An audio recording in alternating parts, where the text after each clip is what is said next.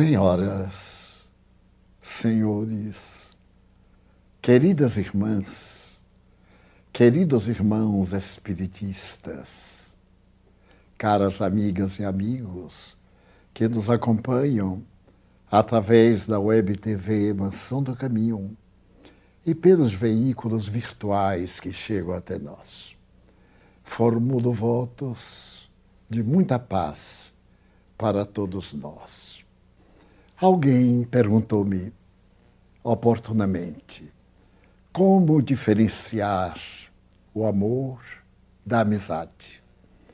Nós teremos, por acaso, uma fita métrica para dela retirarmos o dado exato da profundidade do amor?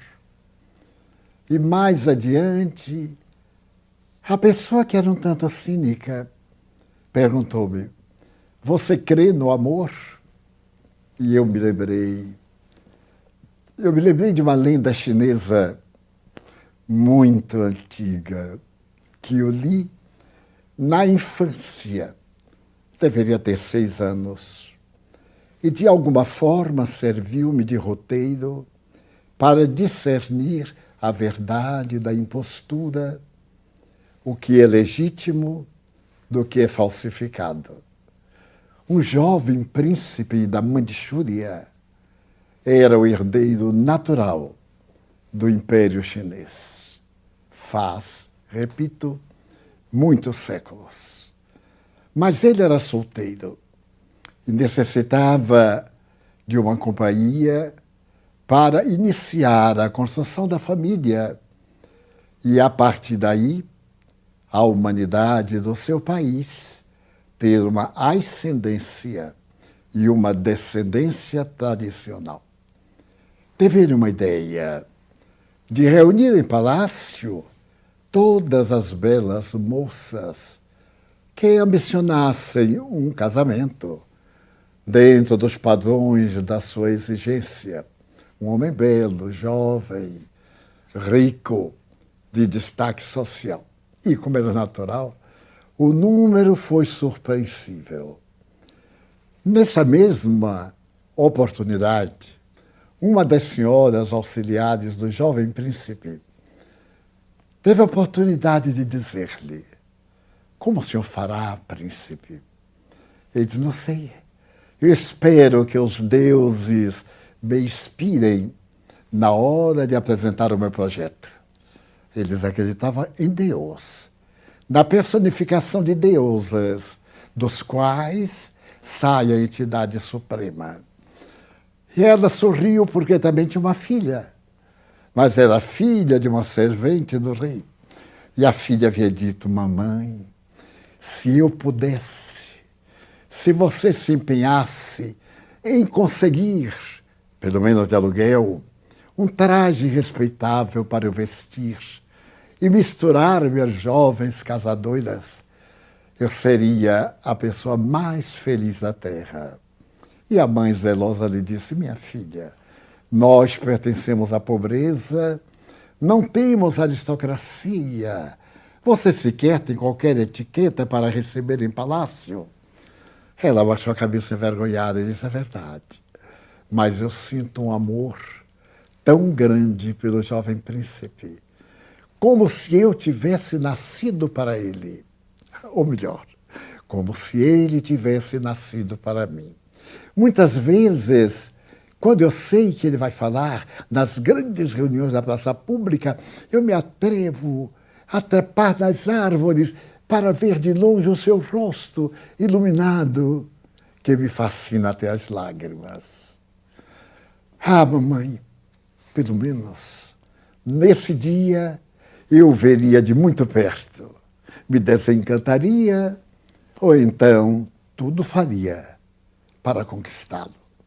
A mãe, como todas as genitoras, fez um esforço tremendo e conseguiu com a imperatriz um dos trajes de Sua Majestade, dela mesmo, como empréstimo, para vestir a filha como se fosse uma guixa senhorial.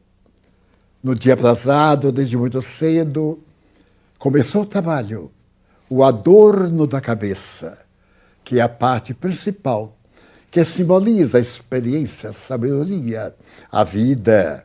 Depois é que descem os demais trajes para significar quem que é o personagem que está dentro daquelas roupas, normal, invariavelmente de seda. Foram passando as horas e ela própria se foi descobrindo e pôde colocar o tom branco, totalmente claro na face, para que não tivesse nenhuma mistificação e aparecesse somente a expressão dos olhos e a sua seriedade. No momento aprazado, um dos auxiliares do jovem príncipe colocou todas as candidatas em ordem e todas estavam nervosas. As mãos frias, o coração palpitando na garganta e aquela voz baixa, ele será meu a qualquer preço. E então o príncipe desceu do trono. Era da herdade Manchu. As gemas preciosas estavam sob o seu manto. E quando ele chegou ao térreo e começou a andar, ouvia-se aquele silêncio cheio de pequeninos risos. Um, outro tombo. A candidata desmaiava de êxtase. E a jovem, filha da serva do Senhor, somente esperava a felicidade de vê-lo, bastar-me-á vê-lo. E se ele ver-me a mim, eu terei conseguido o prêmio máximo para o meu amor. Quanto eu gostaria que ele me visse. E ele veio aproximando-se. E a cada uma das candidatas, ele dava uma pequena batata de uma planta, um lírio, e dizia: plante-o hoje. E dentro de 6 meses, tragam-me a flor ou o vaso no qual plantaram o lírio. Aquele que seja mais belo e significativo, eu me casarei com a sua lidadora, porque terei uma esposa que sabe trabalhar, que tem fino gosto e, acima de tudo, que é fiel à verdade. Todas se entusiasmavam e começaram a imaginar 1000 coisas. Quando terminou o espetáculo, na Praça do Mercado, foram visitadas todas as barracas de trabalhadores. Foram examinados todos os lírios e suas tonalidades. Por fim, chegou o momento. E a jovem, agora não podendo mais desfrutar das vestes raras, vestiu-se com simplicidade. A simplicidade que fala sobre a verdade. E a mãe lhe disse: mas você se apresentará assim? Sim. Afinal, eu sou assim. Não tenho direito de mistificar. Eu amo. E quando a gente ama e tem vontade de mentir para agradar, a verdade assoma e a mentira se transforma em uma carícia. E se ele por acaso me amar, já me verá como sou. Foi feita a fila tradicional. Agora a família imperial estava toda presente. Sua Majestade, em quem a divindade incorporava. O homem que representava também o sol nascente do Japão, entre as suas inúmeras conquistas. A China, para defender-se de todos aqueles assaltantes das regiões fronteiriças, estava erguendo a grande muralha, a construção única que é vista da lua. E estavam todos naquele júbilo, quando o jovem príncipe, mais belo do que antes, porque o sorriso estava-lhe estampado, a face quase lirial. Ele chegou à primeira candidata, aspirou o perfume de um lírio muito raro, de uma beleza ímpar, que apenas numa haste de uma raiz profunda, sem folhas, derramava o néctar de um perfume dos céus.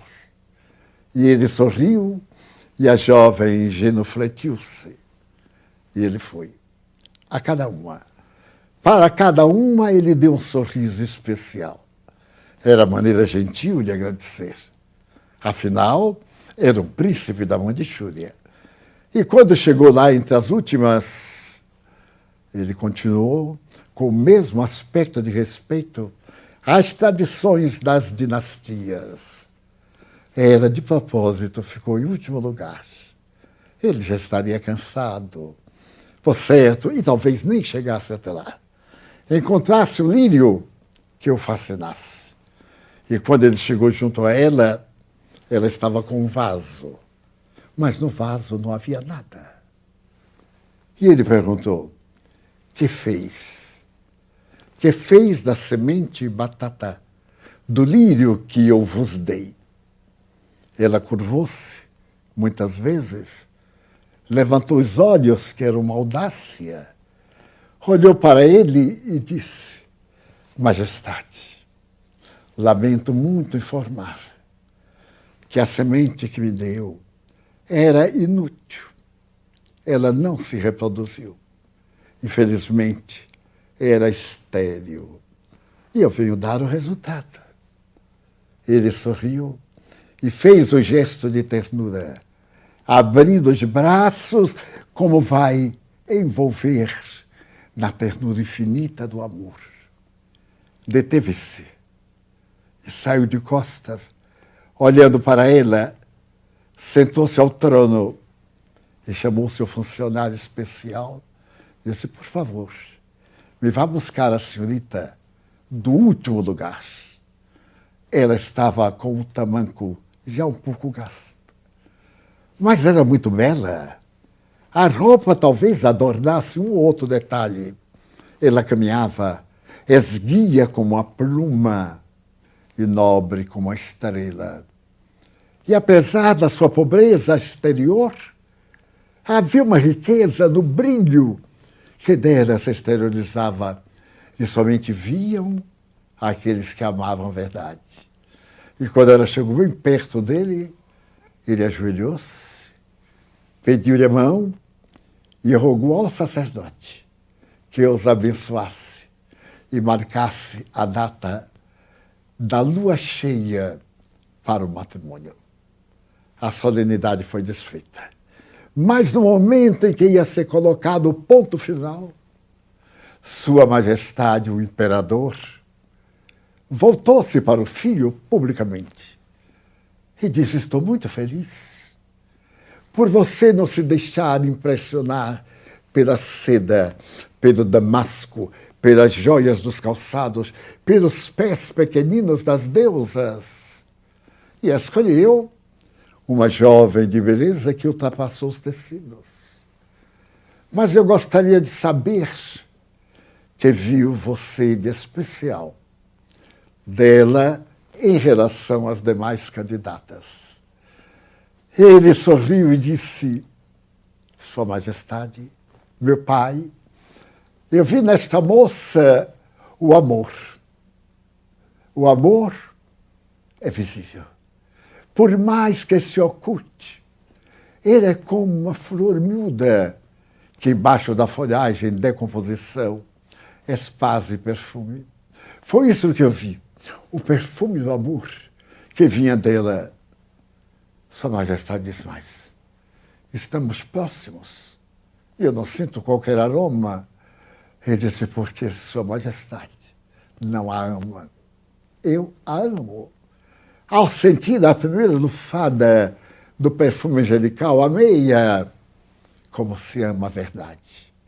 Porque foi a única honesta de todas as outras. Porque a todas eu dei uma batata estéril. E todas elas plantaram e me trouxeram aqui lírios que compraram, não foram resultado da insementação. Ela teve a coragem de atender ao meu apelo. Eu queria saber quem me amaria sem a necessidade de florescer-me com a bajulação da mentira. E o reino, a partir daí, estabeleceu que A verdade é o amor no seu estado de maior grandeza. Pelo amor, sacrificamos-nos. Para o amor, vivemos. Mas a verdade é esta linha direcional que nos leva à plenitude mesmo, quando não temos correspondido o sentimento sublime do amor. Este introito, naturalmente, para falar da vida. O que é a vida? E a filosofia diz que a vida é tudo aquilo que freme, que treme, que se movimenta, que nos dá a sensação de calor. A vida é a oportunidade imensa de poder sentir. Ou não sentir, mas liberar as forças íntimas que jazem no coração. Eu gostaria hoje de deter-me um pouco no amor. Porque não há muito, depois da Segunda Guerra Mundial, quando o Japão, rendido, apelou para o mundo para a sua reconstrução, os Estados Unidos apresentaram grandes empresas que poderiam trazer o Japão a esta situação de tecnologia e poder econômico. Empresas notáveis transferiram-se para Hiroshima, Nagasaki, para as cidades grandiosas bombardeadas e para também as aldeias e as vilas que necessitavam reflorescer.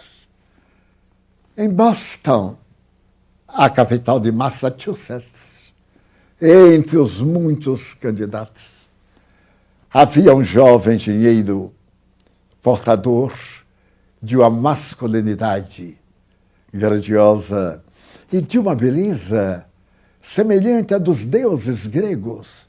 Era famoso em toda a América, mas ele era casado, e muito bem casado.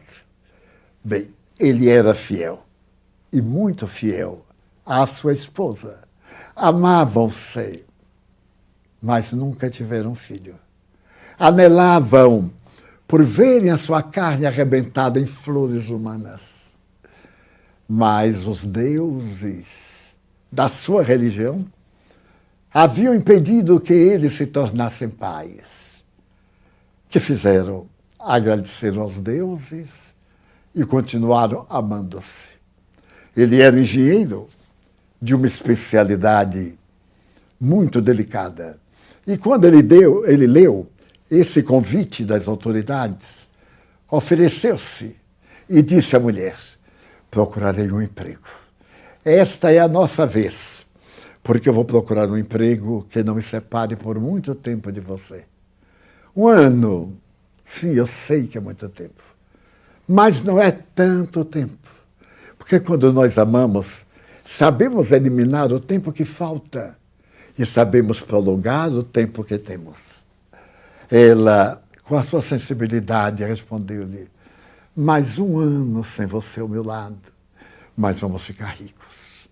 Teremos o poder de adquirir uma casa desses palacetes e convidar a sociedade para desfrutar conosco dos prazeres, da alegria e da fortuna. E ela sorriu canhestramente. Mas eu já sou feliz.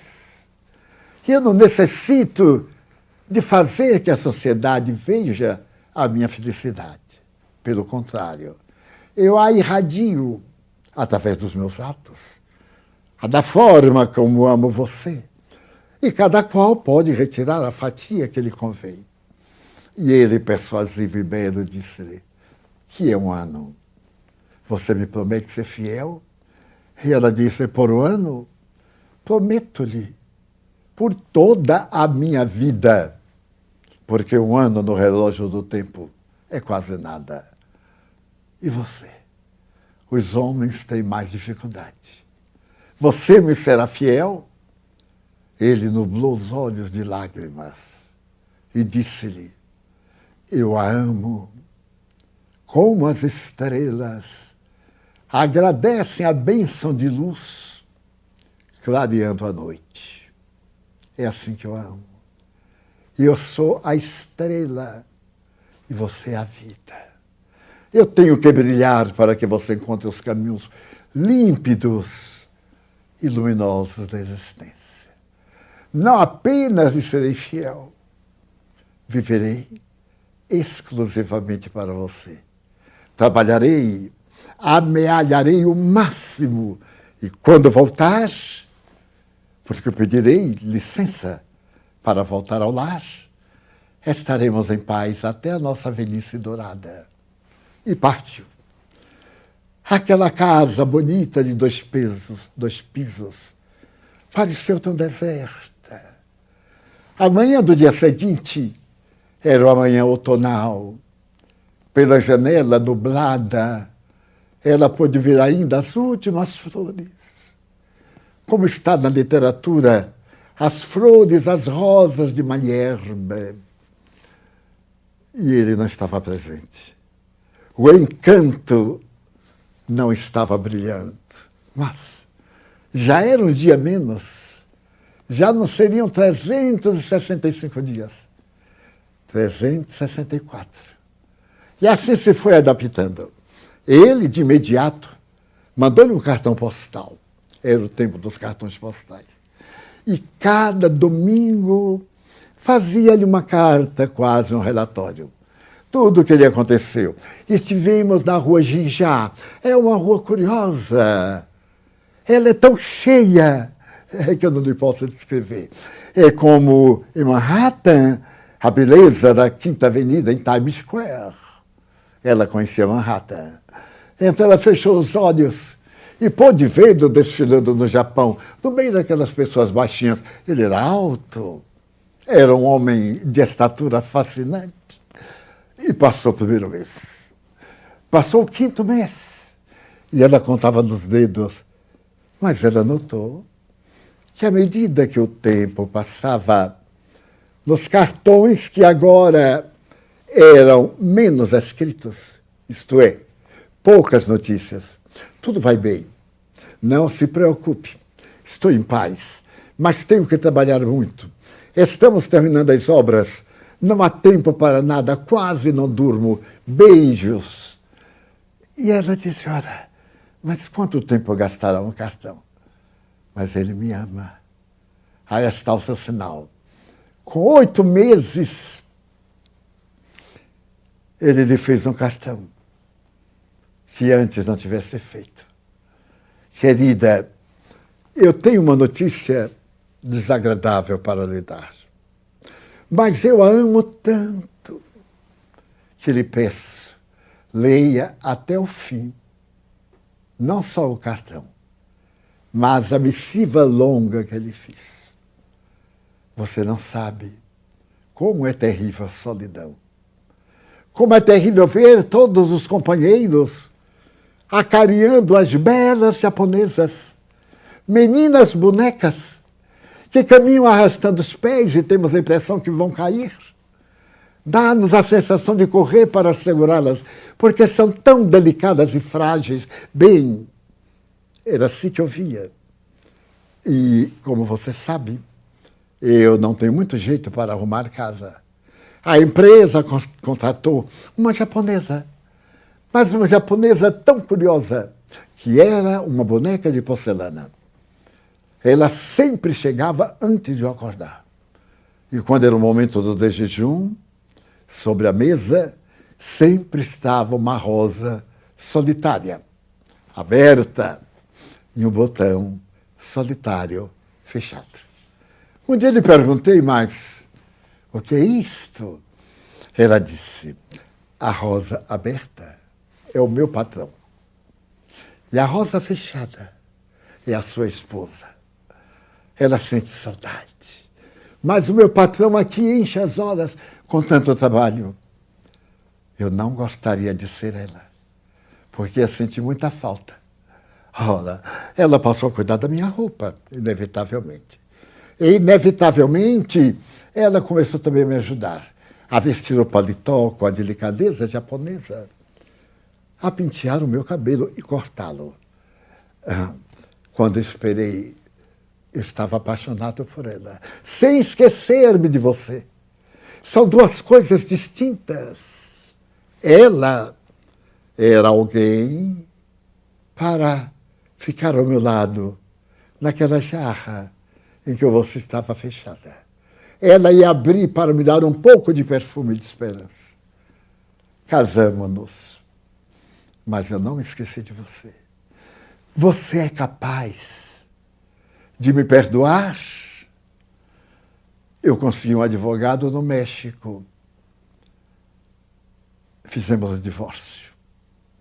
Eu não lhe avisei para você não saber. As leis permitiam. Nós estávamos longe da família.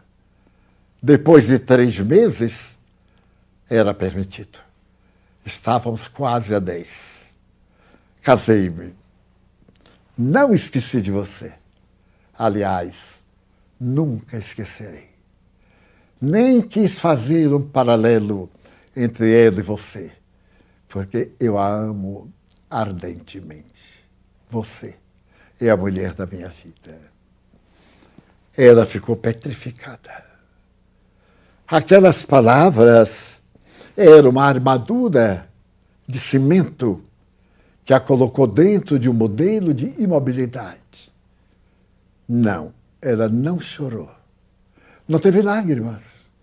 O choque foi tão grande que ela não pôde verter uma lágrima. Mas ela sentiu algo que parecia ser uma pedra deslocada do coração e lhe atravessou a garganta, colocando-a num estado de dor, do qual nunca mais ela se libertou. E ficou na dúvida. Eu escreverei para esse canalha, parabenizá-lo, porque ele me abandonou, desejar-lhe felicidade, porque ele encontrou alguém melhor do que eu. Não vou dizer nada. Ele que imagine o que quiser.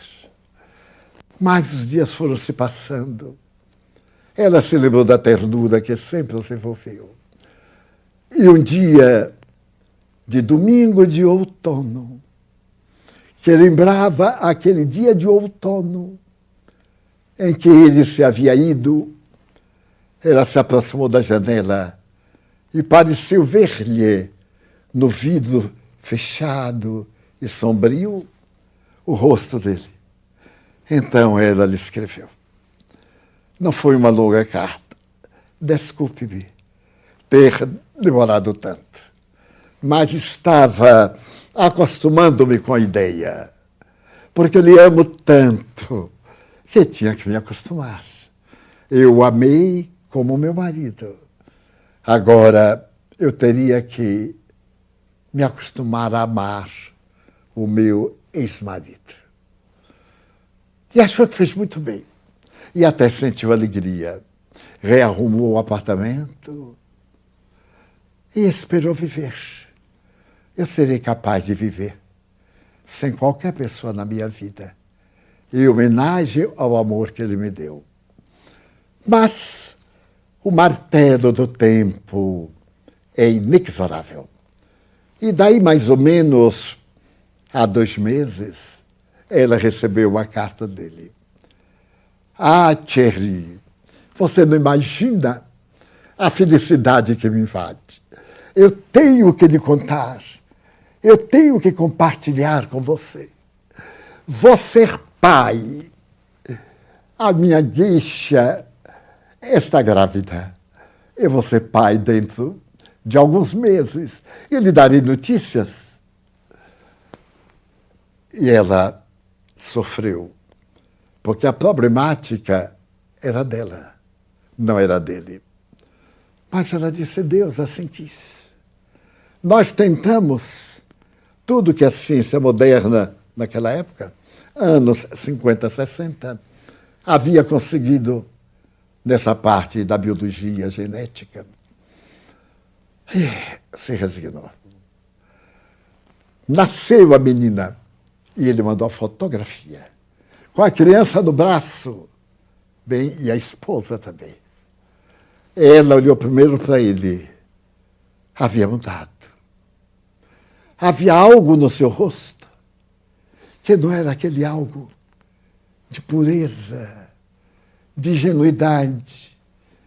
Ele havia começado a criar barba e lhe dava uma idade maior do que a idade biológica. Olhou-lhe os olhos, estavam um pouco amortecidos. Não tinham muito brilho. Olhou a criança e a criança conquistou-a. Sorria, as mãozinhas abertas, os pés e o rosto da mãe contemplando a menina. Ela olhou devagar a japonesa, devagarzinho, para não ter antipatia. Olhou e não pôde evitar. Perguntou: o que tem ela de diferente de mim? O que é? O que é que ele viu nessa mulher? Aproximou-se do espelho. Ela era magra, tinha um rosto bem desenhado. A cabeleira era abundante e o cabelo era cacheado. O busto estava muito bem. E ela olhou para a japonesa. Sim, era muito diferente. Ele se casou com a diferença. A vida é assim. Ele precisava de uma mulher diferente. Cansou-se de mim. E resolveu esquecer. Passaram-se meses. E ela recebeu outra carta, enorme. Você não acreditará. Você que é o anjo da minha vida, a quem tudo eu conto. Você, pai, pela segunda vez. E estou lhe mandando a fotografia da minha filha, que eu coloquei o nome de Yasmin, em homenagem ao jasmineiro que nós temos junto à fonte, em nosso pequeno jardim. E ela, como da vez anterior, olhou para ele. A cabeça denunciava alguns fios de prata. Como ele envelhecera. Se ela não o conhecesse profundamente, teria dúvida. A barba não lhe dera beleza, pelo contrário. Dera-lhe um rosto estranho. Os olhos estavam cansados. Olhos de pessoa endormida. Que será? E olhou para a criança, que sorriu para ela, e ela também sorriu. Quando nós vemos uma criança, que vontade dá de pegar na bochecha, ou de fazer qualquer coisa que não se deve fazer. E aí ela olhou para a japonesa, notou-a muito mais magra, e uma onda de ternura encheu-lhe o coração. E ela disse: algo está acontecendo entre eles. Ela está magra, visivelmente, e ele está desfeito, visivelmente. E então ela teve uma ideia. Eu nunca orei por eles. Eu o amo tanto que me parece que ele vai chegar amanhã. E então ela começou a orar. 3 meses depois, ela recebeu uma carta e no envelope havia uma mancha negra. Era uma carta de luto. Quando ela abriu a carta, estava uma fotografia. A fotografia de um salão funerário. E escrito com muita dificuldade em inglês: ele morreu. E mandou-lhe dizer que ama você. Eu sou a segunda mulher dele. Perdoe-me. Ela não enlouqueceu, porque tinha fé em Deus. Está, já se passaram 4 anos. Porém, daí a meses, ela recebeu uma carta mal escrita que dizia: eu sei quanto você o amou, mas eu estou passando muitas necessidades. Para poder educar as 2 meninas tem sido muito difícil. Algumas japonesas tiveram licença de viajar para a América, mas eu não poderei. As leis agora nos impedem, por causa da miscigenação de raça. Eu queria lhe pedir, ajude-me a educar a filhinha que você gostaria de ter tido. E se você pudesse mandar buscá-la para que ela tivesse uma educação americana, aprendesse a língua em memória dele que ele amava.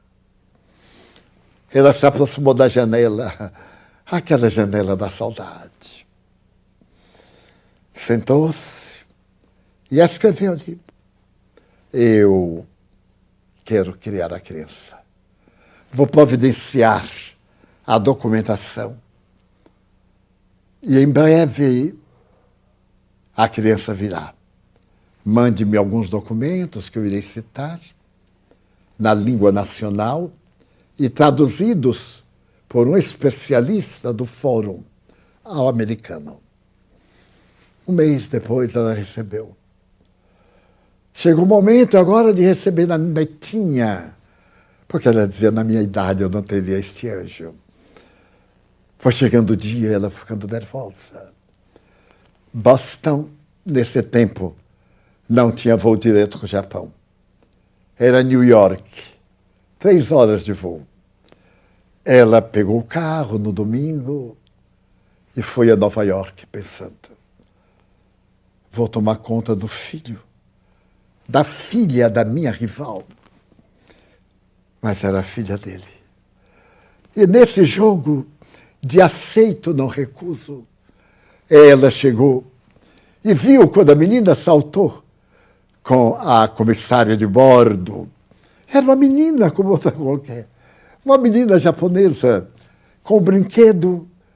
E então a comissária de bordo viu os documentos que ela apresentou e disse, a criancinha adotada. Eu consegui das autoridades. A comissária entregou-lhe.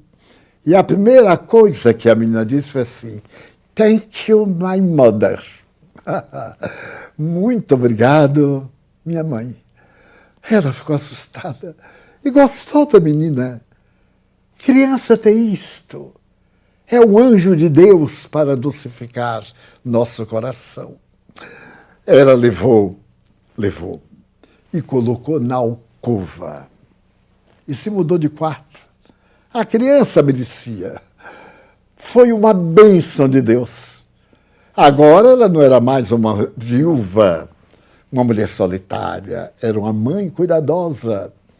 Colocou no jardim, na aprendizagem da língua inglesa, com outras crianças internacionais, e dentro de 6 meses, que ela mandava fotografias periódicas, ainda não haviam as máquinas de hoje, mas ela tirava através de máquinas rápidas da Kodak. Por fim, a japonesa escreveu muito grata. Ai, quando eu olho minha filhinha feliz e a outra passando fome. Quando eu vejo as duas, eu pergunto, por que o destino é assim? Por que uma e não as duas? Você seria capaz de receber a segunda filha do seu marido? E ela disse, eu não terei muito trabalho, não aguento. Primeiro dia, a voz da criança, a pronúncia em inglês, a dificuldade de anunciar algumas letras, o J, o T. Eu aguento. Vou adotá-la também. Tomou as providências, mandou para o Japão. Repetiu-se a viagem de Boston a New York, trouxe a criança para casa e colocou na alcova. Mas era maravilhoso ter 2 filhas. Ela se falava japonês e a maior ensinava a menor a falar inglês. Ela passou a ter felicidade. E essa felicidade foi tão grande que um dia ela disse, que mulher notável essa japonesa. Como é que ela pode mandar as filhas do seu amor? Como é que ela pode ficar sozinha, renunciar à carícia das filhas para dar-lhes felicidade?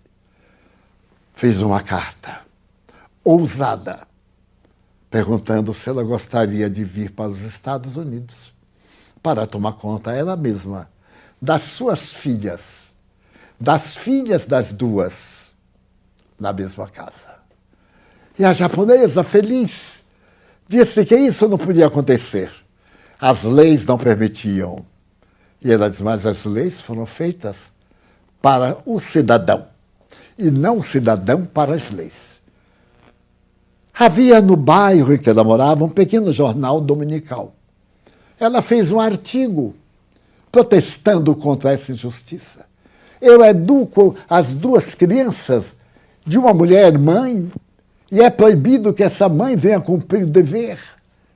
O que é que faremos do respeitai, pai e mãe? Ela me entregou porque a sua dificuldade é muito grande. O país está levantando-se. Ela não vai aprender o inglês tão facilmente, não consegue trabalho.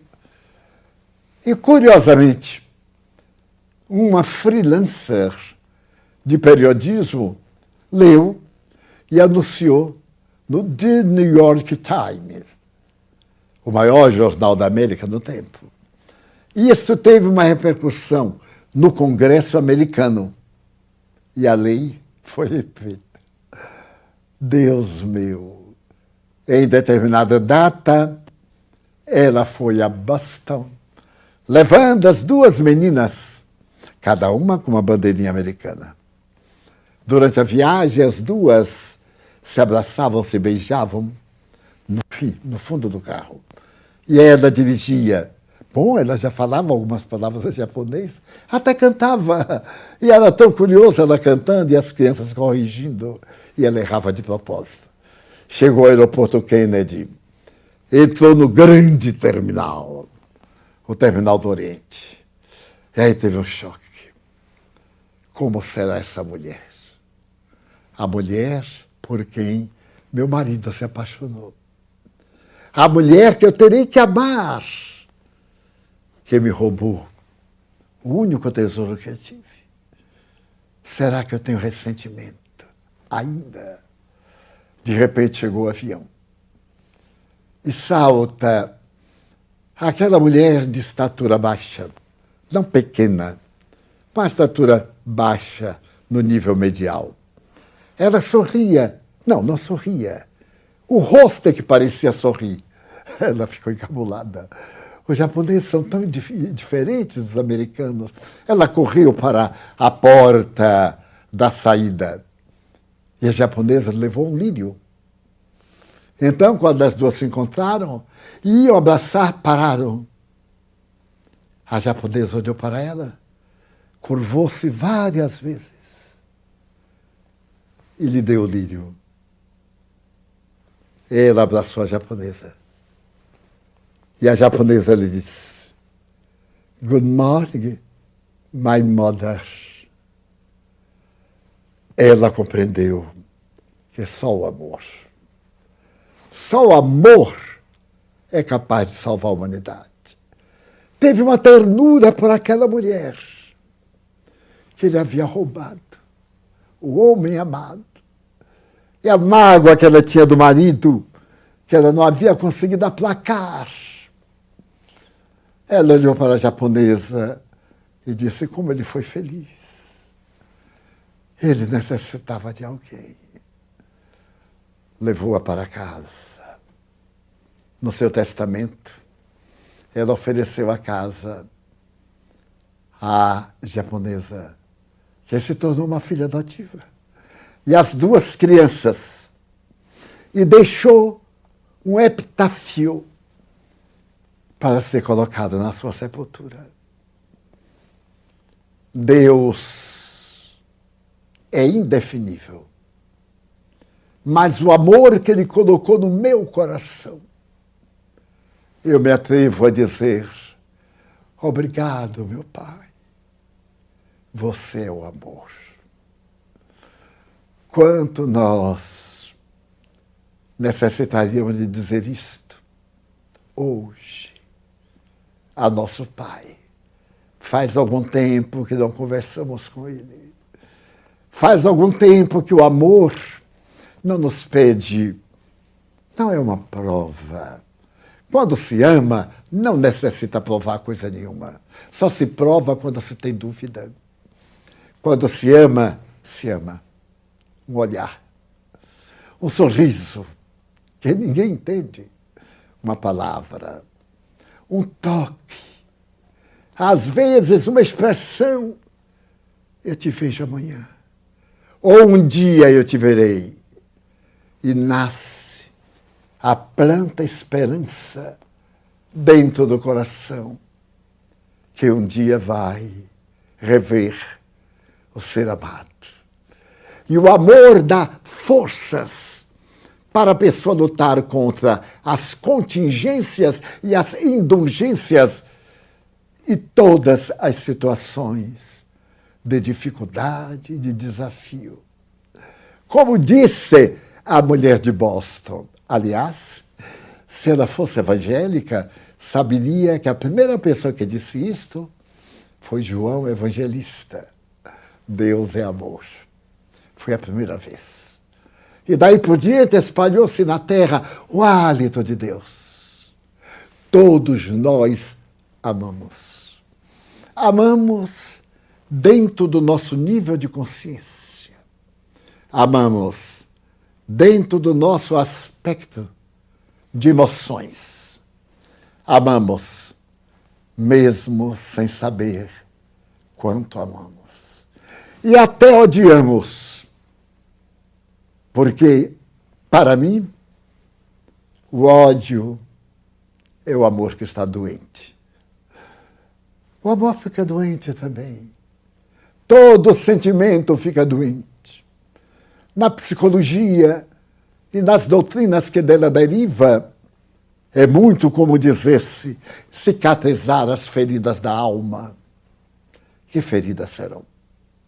Que cicatriz é esta que não deve deixar os sinais da ferida que ali existiu? Foi por esta razão que Jesus enunciou uma frase que durante 2000 anos guiou algumas nações que agora declinam. Amai-vos uns aos outros. Quanto eu vos amei.